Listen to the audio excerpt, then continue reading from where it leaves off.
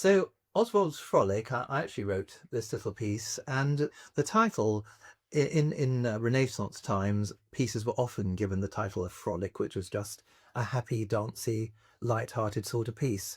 And Oswald, in this particular case, in fact, it's Catherine Oswald, who was my editor, in fact, at Faber at the time, and who was a happy, dancey kind of person, and still is.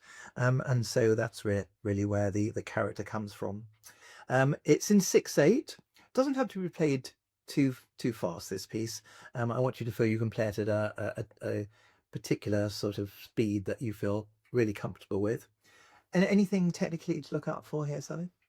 Well, it's full of Paul's particular quirks and sort of melodic twists and turns. So keep your wits about you, and sort of the rhythmic little twists and bars rest. Just have to be really, really careful how you play this, because it has to have a flow.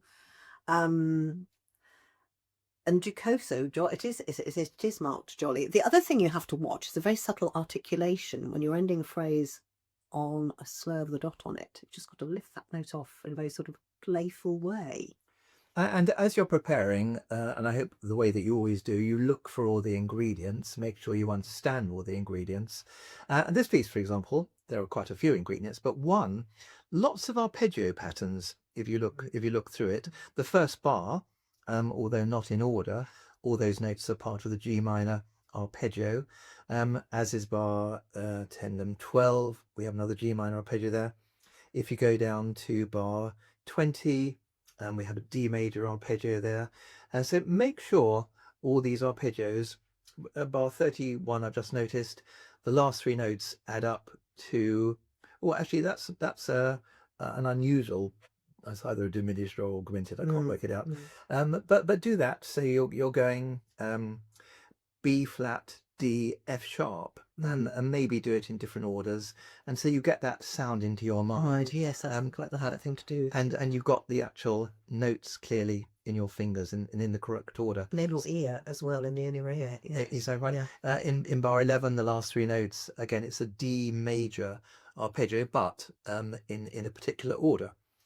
So lots of this, or just another one, bar 13 is C minor. Arpeggio, C minor triad.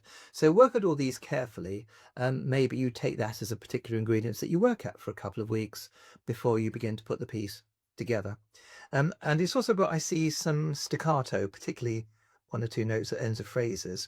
You were talking about the end of slurs, but just on their own. Yes, it is, and not to sort of smack the staccato. It's a light and playful piece, so you're not going to use a really attacking staccato. It's just very, very light as a feather. Boop.